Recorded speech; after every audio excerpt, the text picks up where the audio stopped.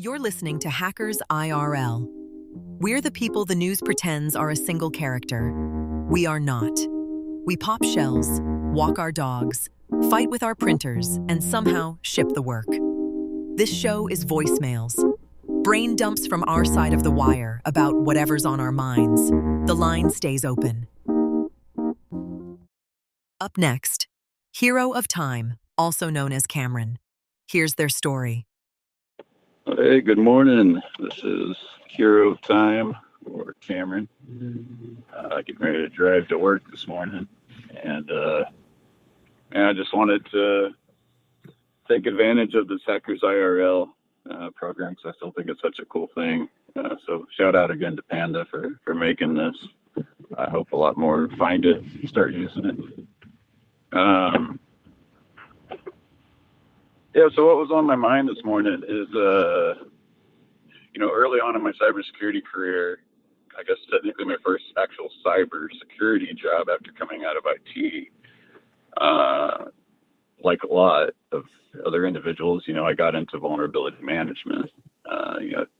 Typical stuff like running, your tenable security scans. At the time, we had other tools too, like Rapid 7,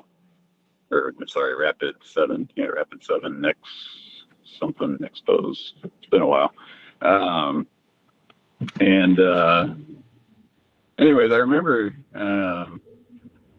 because I also in my life have had a lot of addictions, and so at the time I was just, and still do, I was going through various forms of addiction recovery, things like anonymous groups, things like that.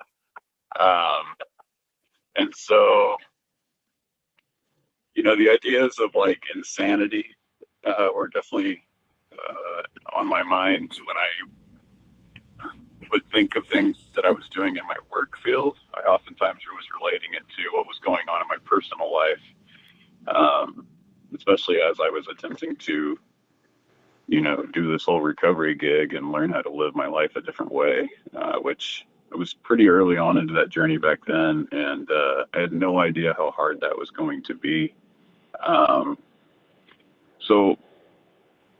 It often has me constantly thinking when I think about the various things in cybersecurity that I've done. I usually am always kind of thinking of them in two ways, like the actual technical way, and then how I kind of saw it through my lens. And so I thought I'd talk about vulnerability management as one of those because, back then, and I think it's pretty much still the same today. It didn't take me long doing, lots of scans and vulnerability finding, right, through whatever tools you're using, be it Tenable or whatever. You kind of quickly realize that you're dealing with a just completely unending list of vulnerabilities. And I mean, that's only getting accelerated today with AI. But even back then, I remember feeling a bit overwhelmed. At first, I'm real zealous, right? I'm like, oh man, there's X critical vulnerabilities that we got patched, this week. And, you got your metrics and sweet pie charts and whatever it takes to show leadership that you're doing a good job, or even show yourself that you're doing a good job and making some kind of an impact, right? And eventually, though, it starts to kind of wear off. At least it did for me, where you start to ask yourself, like, am I even making an impact? Like, because sure, I just cleaned up, all these critical vulnerabilities, and I've got a good mean time to remediation, and my numbers are starting to get, lower, and my charts are starting to trend down. All these good things. But it doesn't change the fact that like 1,000 more vulnerabilities come out the next week. And then all that work you did, you got to do it again and again and again and again.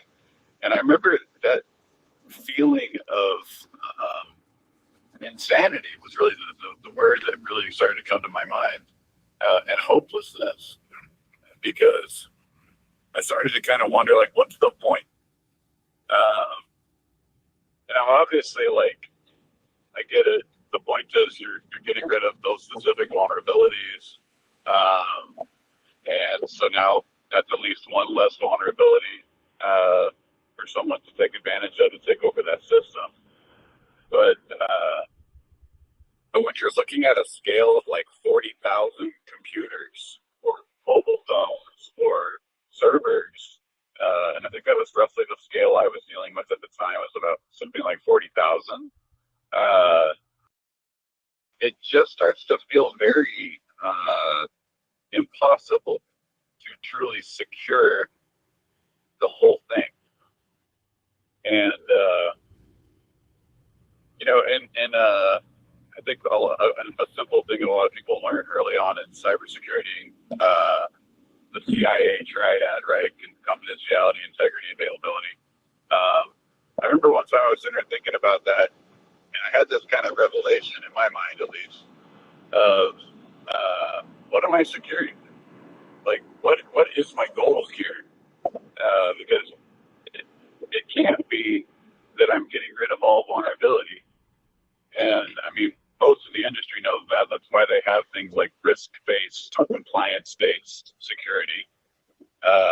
It's not about reducing all vulnerability. It's about reducing it down to a level of risk acceptable or to a compliance that is required for a mixture of both. But I know that, but I kind of started, one of the personal, I guess, ways I started to kind of put these things together in my mind was, it's not about securing the computer. There's an old joke about, if you really want to secure a computer, then you need to unplug it, disconnect all the, peripherals, right? And then dig a hole 6 feet down and bury it. And even then, it might not be secure. And that was really something that really clicked with me, because then I kind of started to wonder, then what am I securing? If you think about the CIA triad, specifically the A, availability, if you secure things too much, your business doesn't operate. Like, it's enough to secure certain setups, require data to flow. And really, a lot of businesses are really you're just taking the organic business, and then you're using technology to scale that, right? And at its basics, a business starts with two people shaking hands. I trust you to deliver X, and I give you Y in compensation for X, right? Whatever that is. And so there's a trust there. If those two people were computers, and I was told to secure that business, a business of two people without any machines, how far can I secure that? Do I secure it to the point where I just say, hey, I've got all this legal documentation to make sure that you get X and you get Y and everybody's got a fair trade? Is that securing it? Or do I go so far as to say, wait a second, if you trust that other person, well, then you're liable to potentially have fraud happen to you, or to get lied to, or to get burnt. So maybe to secure that, I need to actually a zero trust, right? Like that buzzword. What does that look like for people? I guess what I'm getting at is, like, there's a point at which you cannot secure for you to be damaging the business itself or the relationship itself.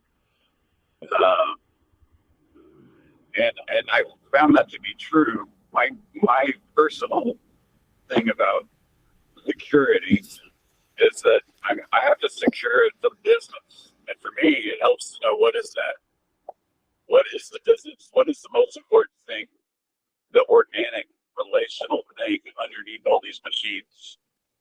I need to understand that, learn it, the people behind it, the processes behind it. And then my focus in security should be to focus on enabling that. That might mean removing lots of vulnerabilities. I'm sure it does, and various technical things, but I don't want to get too caught up in that rat race to miss the bigger picture of what am I securing. and what am I making available? Pretty sure this rant has gone far enough that I won't actually get to a completed thought. But I guess that's what Hackers IRL is for, is thoughts that aren't fully polished or ready for presentation. So I'll probably just leave it at that.